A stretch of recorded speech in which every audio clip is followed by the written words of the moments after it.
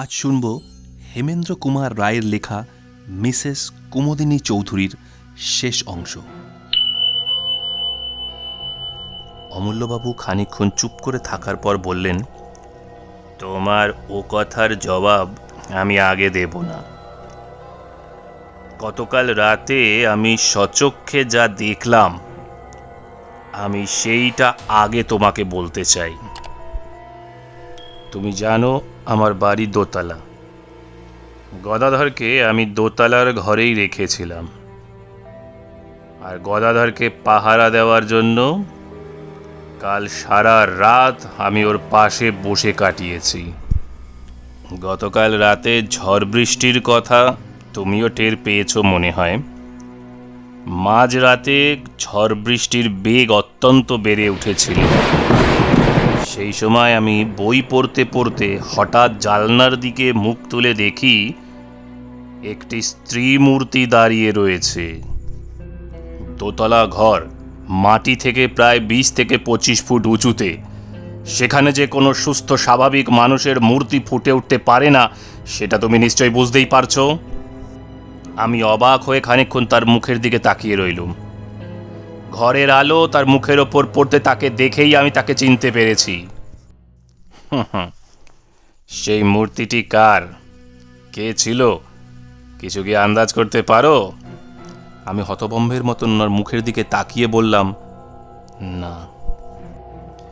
অমূল্যবাবু বললেন, সেই মূর্তি হচ্ছে মিসেস কুমুদিনী চৌধুরীর। কুমুদিনী বেশ হাসি মুখেই আমার দিকে তাকিয়েছিলেন। আমি তাকে দেখেই উঠে দাঁড়ালুম, আর সারসি খুলে জালনার দরজা দুটো বন্ধ করে দিলাম সজোরে। আমাকে দেখেই মূর্তি এগিয়ে এলো আমাকে বাধা দেওয়ার জন্য, কিন্তু সে বাধা দিতে পারল না। আমার মনে হলো জালনা বন্ধ করবার সময় তার ডান হাতটা পাল্লার তলায় পড়ে চেপটে গেল। তারপরেও জালনার ওপরে আমি আরো কয়েকবার করাঘাতের আওয়াজ শুনতে পেয়েছি, কিন্তু সেদিকে আমি আর ভ্রুক্ষেপ পর্যন্ত করিনি। এবার বলো, আমার কথা কি পাগলের গল্পের মতন মনে হচ্ছে? আমি তখন রুদ্ধশ্বাসে বলে উঠলুম, অমূল্যবাবু, আপনি কি বলছেন? মিসেস কুমুদিনী চৌধুরী! অমূল্যবাবু আমাকে তখন বাধা দিয়ে বললেন, শোনো, আমি আরো খবর আনিয়েছি। পেশাওয়ারে কুমুদিনী চৌধুরীর স্বামী মারা যান অ্যানিমিয়া রোগে, মানে রক্তাল্পতায়। আর মিসেস কুমুদিনী চৌধুরীও তার মৃত্যুর 15 দিন আগে দেহত্যাগ করেছিলেন। এসব শুনে আমার সারা শরীর কেমন একটা করতে লাগলো।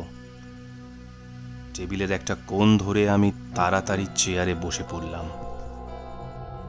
অনেকক্ষণ পরে আমি নিজেকে সামলে নিয়ে গতকাল রাতে আমি যা যা দেখেছি সেই ঘটনাটা অমূল্যবাবুকে বললাম। অমূল্যবাবু কিছু একটা বলতে যাচ্ছিলেন, কিন্তু হঠাৎ দরজার দিকে তাকিয়ে উনি থেমে গেলেন।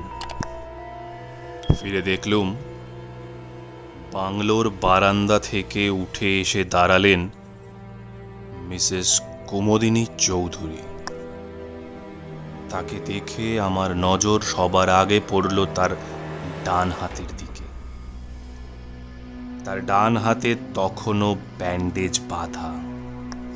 কুমুদিনীও আস্তে আস্তে অমূল্যবাবুকে আমার ঘরে দেখে থমকে দাঁড়িয়ে পড়লেন। তার চোখে মুখে একটা অমানসিক বিশ্রী ভাব ফুটে উঠল, যা আমি কোনোদিনও এর আগে কোনো মানুষের মুখে লক্ষ্য করিনি।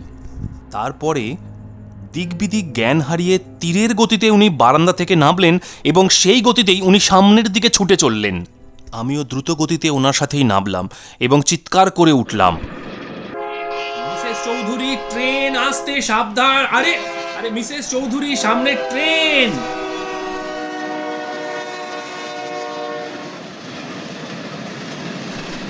কিন্তু আমার মুখের কথা মুখেই রয়ে গেল। আমার বাংলোর সামনে দিয়ে যে রেল লাইন চলে গেছে, মিসেস চৌধুরী তার ওপর দাঁড়াতেই একটা ইঞ্জিন হুড়মুড় করে তার ওপর উঠে পড়ল।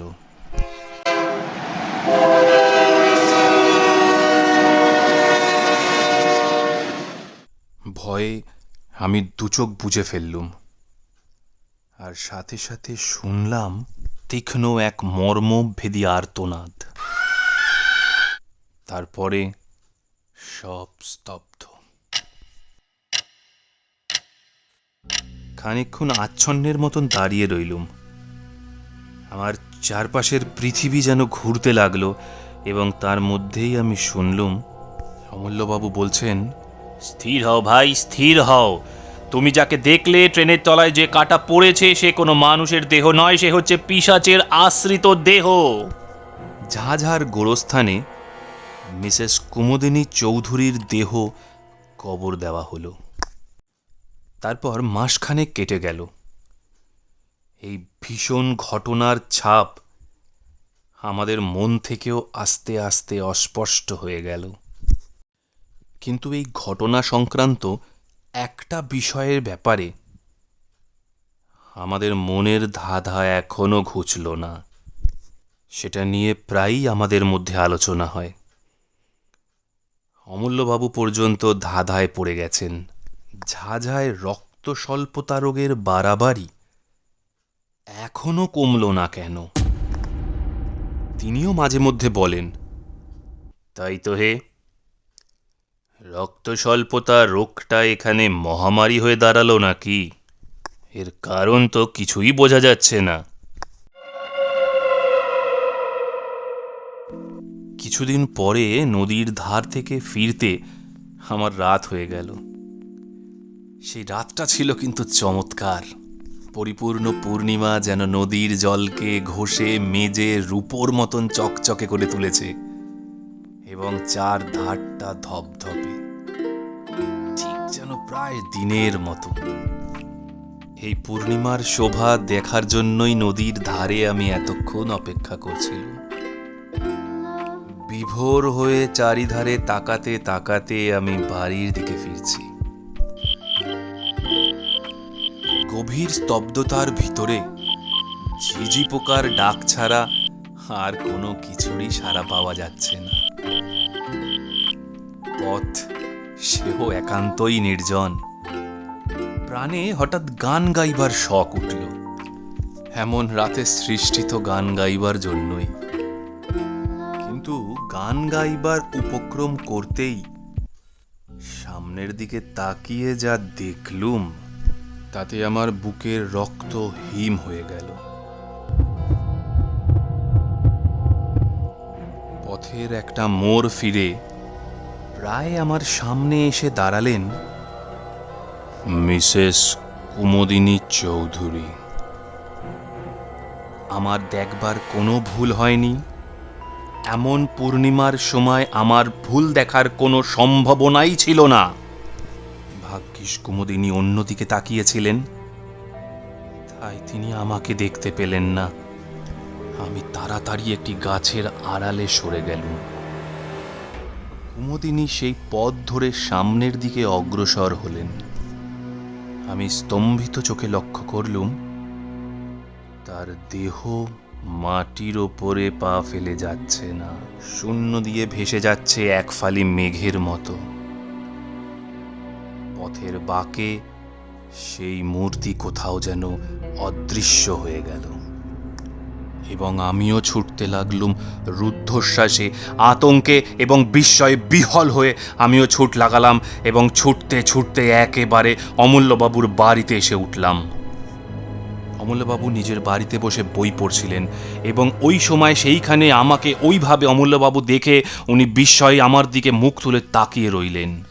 আমি রুদ্ধশ্বাসে ওনাকে বলে উঠলাম, অমূল্যবাবু, মিসেস চৌধুরী, অমূল্যবাবু, মিসেস চৌধুরী, অমূল্যবাবু, আমার সাথে মিসেস চৌধুরীর দেখা হলো এক্ষুনি এক্ষুনি। অমূল্যবাবু বলে উঠলেন, তার মানে? আমি তাকে হাঁপাতে হাঁপাতে বললাম, অমূল্যবাবু, আমি আমি আমি নদীর পার দিয়ে আসছিলাম এক্ষুনি। মিসেস চৌধুরী আমার পাশ দিয়ে চলে গেলেন এক্ষুনি। তুমি ঠিক দেখেছো তো? আপনাকে আপনাকে যেমন ঠিক দেখছি, আমি ওনাকেও ঠিক দেখেছি। ওঠো ওঠো ওঠো, এখন কোনো কথা বলো না, আমার সাথে চলো, কোনো প্রশ্ন করবে না, তাড়াতাড়ি করে চলো আমার সাথে। অমূল্যবাবু আমার হাত ধরে টেনে আমাকে তুলে ঘর থেকে বেরিয়ে এলেন এবং নিজের বাগান থেকে একটা শাবল আর একটা কোদাল তুলে নিলেন। কোদালটা আমার হাতে দিয়ে বললেন, এসো আমার সাথে। আমি যন্ত্রচালিতের মতন ওনার সাথে চললুম। আবার সেই নদীর পার, চারদিকটা যেন ধপধপে, আকাশে চাঁদের সেই নির্মল হাসি। নিবিড় বন জঙ্গল এবং পাহাড়ের পর পাহাড় দাঁড়িয়ে আছে ঠিক যেন ছবিতে আঁকা। কিন্তু সেই সমস্ত দৃশ্য সেই সময় দেখার মতন মনের অবস্থা আমার ছিল না। আমার প্রাণ থেকে সমস্ত কবিত্ব সেই সময় কর্পূরের মতন উবে গিয়েছিল। ঘাসের ওপর বড় বড় গাছের ছায়া পড়ছে আর আমি চমকে চমকে উঠছি। নিস্তব্ধতা বিদীর্ণ করে একটা পেঁচা চেঁচিয়ে উঠল। শিউরে উঠে আমি ভাবলুম, ঝোপে ঝাড়ে আড়ালে আবছায়ায় যেসব অশরীরী দুষ্ট আত্মা রক্ত তৃষ্ণায় উন্মুখ হয়ে আছে, ওই নিশাচর পাখি যেন তাদের সাবধান করে জানিয়ে দিল, তোমরা প্রস্তুত হও, পৃথিবীর শরীরী প্রাণী আসছে।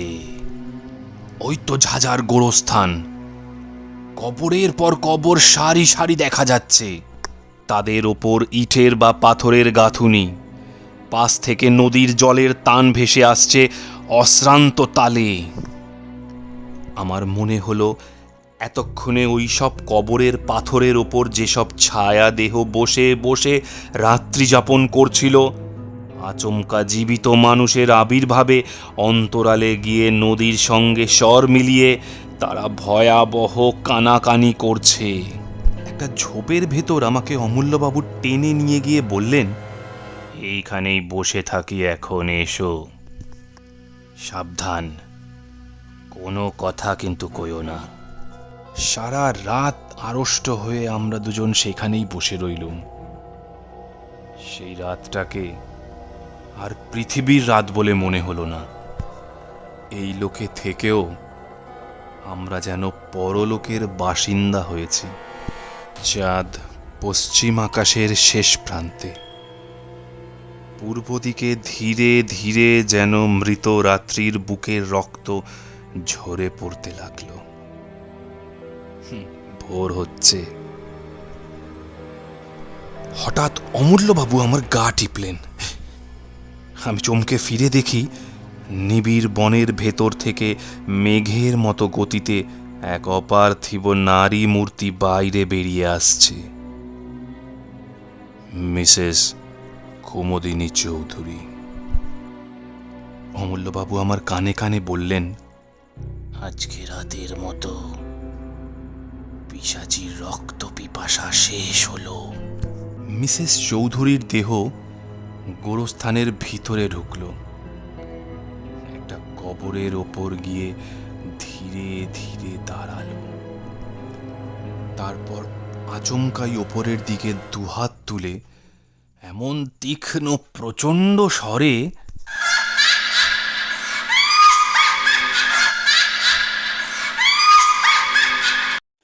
হি হি হি হি করে হাসলো। এটা শুনে আমার পুরো বুকটা যেন বরফের মতো ঠান্ডা হয়ে গেল। সে কি পৈশাচিক শীতল হাসি!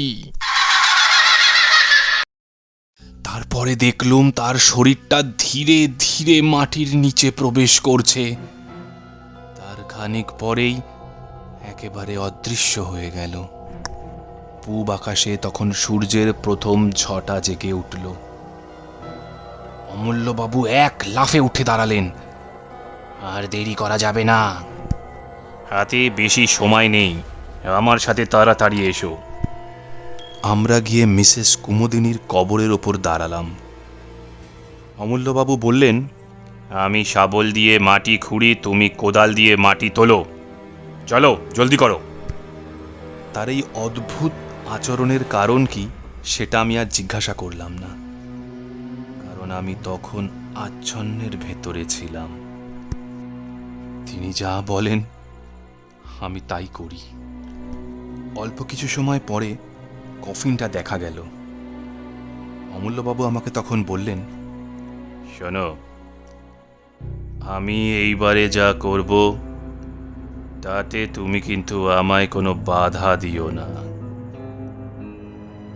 শুধু মনে রেখো, কফিনের ভেতর যে দেহ আছে সেটা কিন্তু কোনো মানুষের দেহ নয়।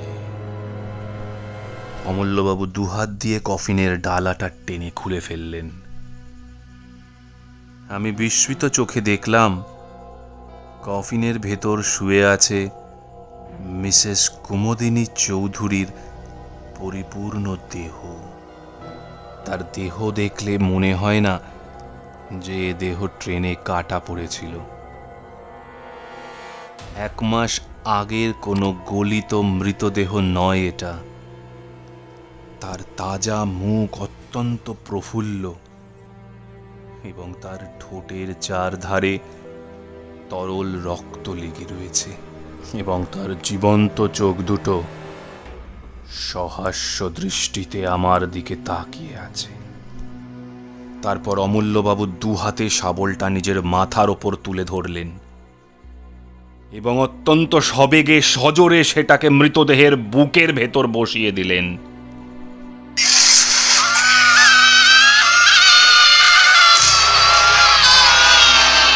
ইঞ্জিনের তীব্র বাঁশির মতন আওয়াজে আকাশ বাতাস সব পরিপূর্ণ হয়ে গেল। তারপর সব চুপচাপ। আপনাদের জন্য চেষ্টা করলাম হেমেন্দ্র কুমার রায়ের মিসেস কুমুদিনী চৌধুরী। দয়া করে সাবস্ক্রাইব, লাইক আর কমেন্ট করে পাশে থাকবেন।